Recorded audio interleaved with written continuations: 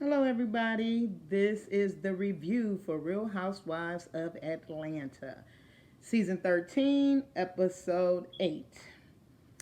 And Candy is we're starting off where we left off last week, where Candy is trying to get everyone to understand Kenya's reasoning for bringing her daughter and the nanny, and Portia, trying to back down, but she really not buying it because it's kind of like the same thing that happened on Real Housewives of Potomac. You could at least told me, let me get had a chance to say, well, no, I want to turn up for girls' weekend, so I'm not gonna bring my child. I get that, but understand this, everybody. Kenya has treated everybody so nasty over the years that the reason she doesn't have a village is because people don't want to be bothered.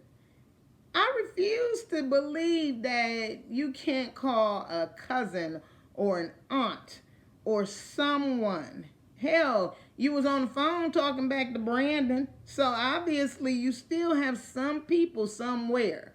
Your issue is you've done this little mean girl thing to everyone that now you can't even get one person to look after your child for a weekend, 4 or 5 days. Come on now, honey. It makes you look crazier than you really are. Um, Finally, Portia backs off and understand about the situation, but like I said before, your husband and his nasty ways was basically a direct reflection of how your nasty ways have done people over the years. This isn't the first or the second time. Um, you know, we'll move on from there. I'm gonna let y'all understand.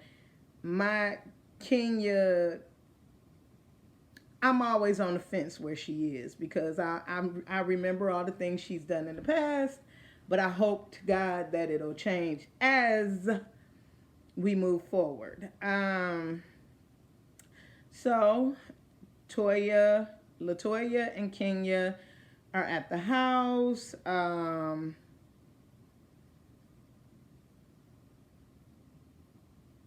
And they are discussing, you know, the rooms, and they're explaining who's going to be where. And they move past that, and then Kenya decides that she is going to do a murder mystery, have it played out, and the girls can solve a murder mystery. What I don't think Kenya understood is that these girls were taking shots on the sprinter already. So, as she's saying this, she's trying to prepare this little thing with this. I guess this is the coordinator to explain like how it goes. Now I start getting bored just listening to this mess, so I didn't think this would be an interesting thing to do. But as she's telling her that there'll be two police officers coming in with guns, and that was when Kenya said, with the climate being right now with Black Lives Matter, and the lady explains to her, no, the guns are either pointed to the floor or up in the sky. There will not be anyone nervous. I just want to put a pin in that because that was actually what made it hilarious to me. Again, like I said, I was bored as they were explaining this mess. So Cynthia showed up, which I was confused. How did she get there before the sprinter? I know she said she had a job. I think it was a modeling job she had to do. So, but she just showed up out of nowhere before everybody, and so I'm guessing she took a flight her own self. Um, she came in and they showed her her room, and she thanked Kenya, and in her confessional did a little shade and said, I didn't think I was getting a good room. You only have you only been following up behind your little stray Latoya. So I thought that was kind of cute. By now, the Sprinter van pulls up, and the ladies are not happy. What should have been a 4 to 5 hour trip turned into an 8-hour bus trip. So they are not in the most happy moods, let's just say that. So Kenya wants them to kind of calm down and get loose. So she says, let's take a shot to the girls' trip.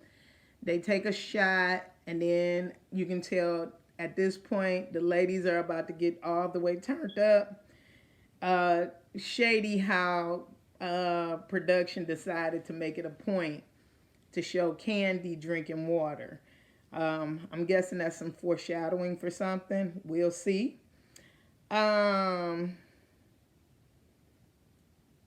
They end up going, like I said, the first shot was supposed to be this. The second shot, the girls started kind of getting loose and turning up. And they're like dancing and twerking and drinking and laughing out loud.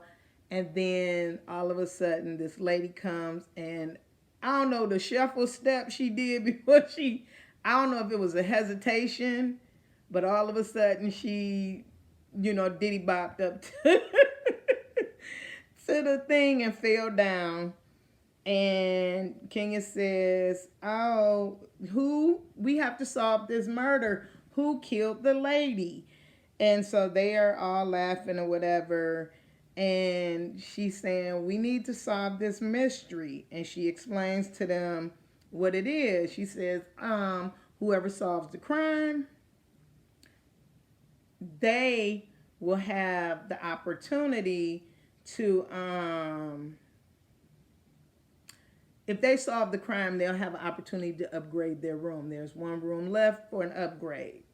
So they're laughing and joking and kikiing it up. Well, Portia finally was like, I'm not solving no crime. I'm not doing that. I came to dance and drink and have a good time, not solve a murder, not use my brain, pretty much. And, at this point, as much as I love Portia's progress, it always shows me that that little Decatur girl is still in there. But again, I'm happy for her.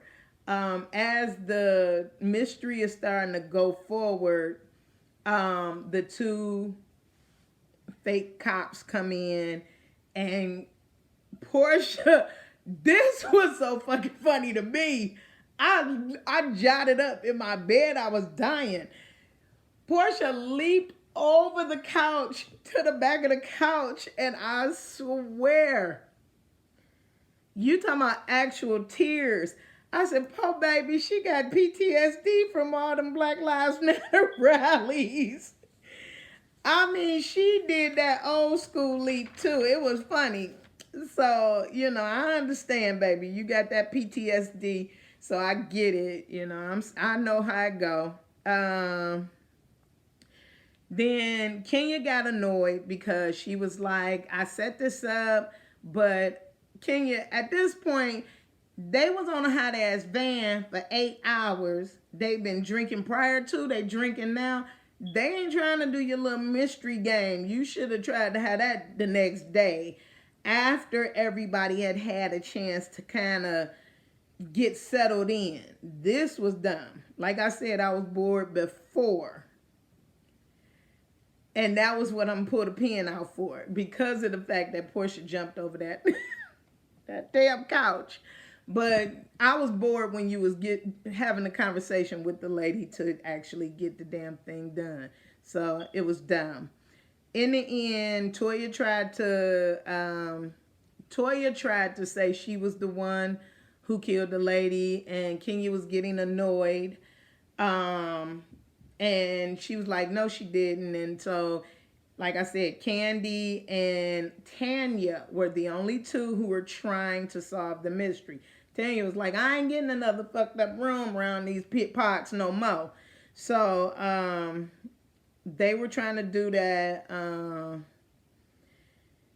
And they started dancing and twerking, and then they broke something and spilled something. And even Candy was like, I can't concentrate. Y'all making all this noise.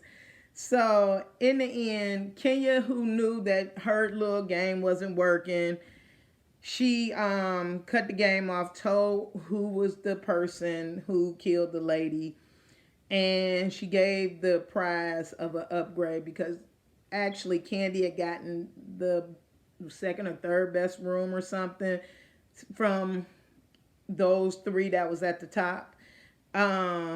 She gave those rooms to she gave like I said, 1, 2, 3. The fourth best room went to Candy anyway, so any upgrade would have been great. So Tanya got the upgrade. And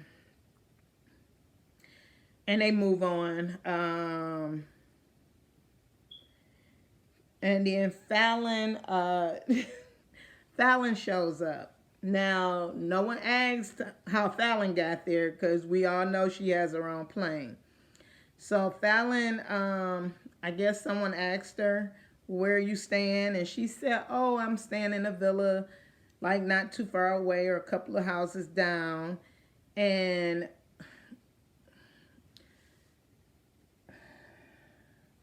I'm going to tell you this. This girl annoys the shit out of me just talking about her.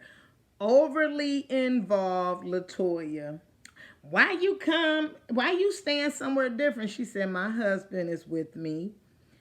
And she said, why? You on a girl's trip? She said, but he's my best friend. So she kept pushing, trying to be in Fallon's business. You could have found a friend here and blah, blah, blah, blah, blah. And basically, finally, Fallon was looking at her like, girl, you are too involved. Relax. And so that's when Drew, who I swear, she already had her fingers on her triggers at her hip. So she been waiting. I think she had already had both barrels loaded. She was like, I'm going to shoot this boy up every chance she get. Drew was like, oh, well, you know, she has a problem with husbands talking about LaToya. She was like, you know, and of course, everybody understands that, yes, Drew's mad about the wig conversation. So trust me, Toya, you getting it, baby. So, as they were talking, and so Kenya says, come on, let me show you guys your room. And as they're walking through the house, LaToya gets mad, and she's kind of, now she's drunk, or you can tell she's already hitting that moment, and she's over tipsy. She's closer to drunk. And she gets pissed off, and they get to Candy's room, and she says, excuse me, Toya, to Drew. What was that comment you said about my husband? And she said, I said, you don't care about husbands or marriage. And so, like I said, Drew got her machete, her, yeah, she got it all. She cutting her down at any cost. She is not caring how bad she gonna take her to the left. So LaToya was like, well, let's talk about your struggling husband. Now I wanted to know what that really meant, but Drew took it another way because Toya put her hand and grabbed her wrist. And that's when Drew snatched her arm back and said, don't touch me. Don't talk about my husband. And she started getting annoyed. She said, don't grab me. So Kenya was trying to pull LaToya away. And she was like, don't touch me. And she got all in her little feelings. I'm trying to talk to her. And so that's when Marlo and Candy pulled LaToya to the side and explained to her, you touched that woman, y'all are already throwing shots at each other. It ain't a good idea. And so they walk out the room. Well, before they walked out the room, that's when Toya told her, you know, last bitch that grabbed me got her head slammed into a gate. I'm from Chicago. I got that wholeheartedly. Let me get y'all together. understand. They ain't playing down there in Chicago. They got the highest death rates over Detroit now. Uh, shoot. So stop playing with her. Leave her be. So, as the ladies were trying to explain to Toya not to touch people and, let it go and just apologize and let's move on, you can clearly now see that Toya is drunk, and she's one of those annoying drunks that's always happy and kiki. And so everything is a joke, even though it's supposed to be shady. It's just a joke to them. And the person that's already amped up and mad, it's like the same thing. I saw a lot of foreshadowing from RHOP with Potomac. Them girls was disrespectful to each other. She just told her then, as Toya was sitting there, it was just kind of annoying. She told her, finally you can tell when she was standing close to her, she wanted to keep touching her, and she said, well, can I touch you? And Drew said, no. What do you have to say to me? Finally, Toya said whatever she had to say, and she was like, can I touch your hair now? And that's when Drew advanced and walked up on her and looked at her, and she said, oh, okay, you're drunk. That's what's wrong, honey. It's okay. Okay. So Drew kind of walked away from it because she understood, oh, she's drunk and I don't have the energy to be trying to argue.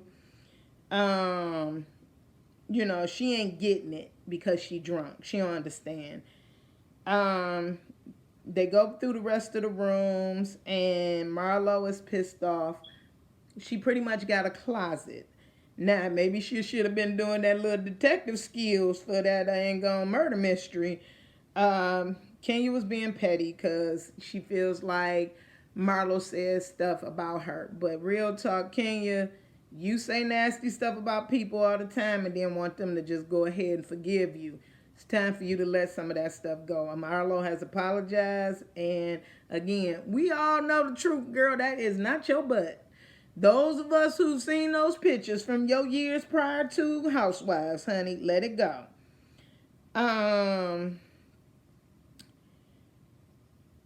They break off into two different groups. Candy. So it was like a bunch of them for this trip. It looked summer campish. It had too many girls. So it was Kenya, Toya, Cynthia, Candy, and Drew was even sitting in there for a minute in the dining area, and they started eating. It was a little buffet of food there for everyone. And then Drew got up and went in there with Portia, Shamia, Fallon, Marlo. Is anybody else there? If I'm missing somebody, you guys will tell me. So it was, they were in that other room, and Shamia made the comment, it's like nieces and aunties. And she said, I started laughing. I was like, I can kind of see that. But Toya needs to be in there with the nieces, She just really don't know that she would have a little bit more fun if she wasn't trying to be Kenya part 2. And so finally, Portia explains that being an auntie or a niece doesn't mean age. It's pretty much about your mentality. The next day, funny joke for me was how Kenya snuck her baby in so she can have her baby sleep with her, which was dumb to me. You knew your kid, everybody know your kid is here. So you ain't have to do all that, but she got her baby and they went to bed. The next morning, Kenya was up. To me, it looked like she was cooking just for her and baby Brooklyn. But while she was doing all that, everybody else was getting up. So people were like sneaking little bits and pieces from here and there. But everybody was kind of like breaking away. Then Marlo, who decided the closet wasn't big enough of a room for her, she decided to make that room her closet and sleep in the living room, which was dumb to me. Um, Portia and Shamia was sitting at the pool, and they were discussing Dennis, the frog guy freak, sending Portia all these text messages. Child, I'm gonna tell y'all this. I have a friend who used to do that. I mean, and I get it, you know, especially those who've had these kids with these folks. They go back and forth, but that shit is annoying, especially for a friend. Like, don't ask me. You ain't gonna like my response. Well, she showed her these texts. Dennis was asking her to come back to him, be back with him, have dinner when she gets back. And she said, and so Shamia was like, girl, and all you did was say, thank you. Give me this phone. And so she took the phone. They was running around the pool laughing and kikiing it up. And then Kenya leaves out, and it looks like it was either Uber Eats or she ordered food for not just her, but the nanny and her baby. So she came back with this order. And the order had like a crab cake po' boy and like a banana split, something else. But you can tell it was only the crab cake or whatever else was in the bag was for Kenya, and the rest was for the nanny and her child. But as tacky as Kenya is, you would bring food back in front of all these people. I thought that was terrible. So Kenya gets an attitude and said, well, y'all, it's a whole pig roasting for y'all. Portia was like, I'm vegan. And so she's like, it's food in the refrigerator, sounding like my damn grandmother used to annoy the shit out of me. Grandma done sat here and asked me to run somewhere to get her food. When you go into her house, you be like, well, can I have give me a fry out of that? Nah, it's food in that refrigerator. Then why you ask me to bring something to you? So I thought that was tacky. Toya comes out of nowhere. One, you got this Chanel bag, and I was like, by the pool, you look so stupid. And she has this other purse, this other gift bag. And inside the gift bag is supposed to be this wig that she's going to gift to Drew. That's where Candy and Cynthia was like, don't do it. That ain't going to be a good look for you. Don't do it. Where Kenya tried to get her to come back. She was like, come here. By now, all of the girls know that Kenya ordered this food. Candy, oh my goodness. Now, y'all don't play with Candy and no damn food. Candy was violent about this time. And Kenya's a bad host. You know, you wanted to do this thing. You should have learned from past vacations. You don't have no food, not ready for these folks. So with her trying to be even more shady, the damn girl only had the wig on the one time you've seen her. You need to let that shit go. The wig joke was cute the first day. Oh, she got a cat on her head. Kiki. It was funny. Then, we ain't got to hear about this fucking thing over and over and over again. It's starting to get annoying. Shit. Again, y'all see why I ain't saying it for Toya? Then, she bought her this wig, talking about she's going to give it to her. Kenya told her not to do that. So, as they are getting ready for, back to the aunties and nieces. Shamia told Candy she was an auntie, and Candy didn't take well to that. Then, so the next day, well, later on the next day, as they were getting ready for the dinner and the roasted pig was ready and everything, Candy came out to the pool in this Fashion Nova looking bodysuit that was see-through. And she was like, y'all calling me an auntie. You still look like an auntie. Hell, Marlo is an auntie. Okay? They sit down to have food to eat or whatever. And Portia gets sides and she does the prayer. And she says, I hope the carcass was happy. And I was like, oh, that's a shady prayer. I can't believe you, but I guess, you know. So Latoya pulls up and tries to, yet again, overly involved and trying to steal a moment. And again, I done told y'all Drew was ready, both barrels ready. Drew was like, what did she tell her? She said, I want to apologize. And as she's saying it, Drew just sat there and listened for a minute. She said, well, and even Portia was like, you being shady with the apology, just apologize. She said, well, I'm sorry I didn't come to your face and say it. So in other words, you had every intention of saying it any damn way, and that's one of the problems in your head. Whereas Drew was like, well, you keep your little wig. Thanks, I'm good. I get my wigs done by a stylist in Hollywood, and it's one of the top ones. Let's move on. She said, but I've noticed that you've been watching me. And since you're watching me, and you like me, and you're a fan. So I have something for you too.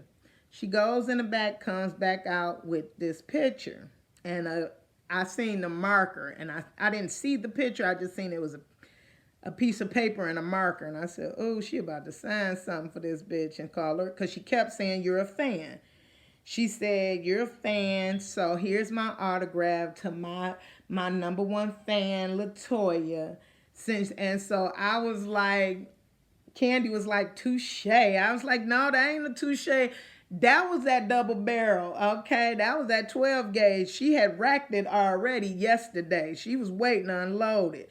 And she got some more for that damn girl. Trust and believe. I feel bad for Latoya because you keep trying and you're going to get your feelings hurt for real. Then, she explained to her, she said, look, my real friends, we put everything on the table. So you ain't hurting my feelings. Go ahead. What you got to say? And actually, Toya ain't had nothing else to say. Of course you don't, because your mouth is slick, but ain't slick enough. Again, you was looking for a moment and your face got kicked in. Good luck. Marlo wanted to talk to Kenya. She had told Candy earlier that she wanted to talk to Kenya about the room. And, they can't get past some of their shady comments from the past. Marlo and Kenya get to talking. So she was like, you cut me deep and hurt my feelings. And Kenya was like, bruh, you done said nasty things to me and you were supposed to be my friend. And when we weren't friends, you wanted to be mean to me. And I can't believe you. No, I don't want to be your friend. So Marlo was like, what kind of things? That your ass is fake? And your skin is bad, those things are true. And that's when Kenya was all in her feelings. Girl, everybody and their mama know that is not your butt. Let's move on. But understand, I get it. You paid money for it, you want people to believe it. So Marlo gets annoyed because Kenya started being rude as normal. But she gets up and walks away. And she's like, let her leave, bye. And so I understand, Kenya, the one thing about your mother, Marlo really cut deep, and that should have pissed you off. But all this other stuff is just petty nonsense. Move on. So they left off there.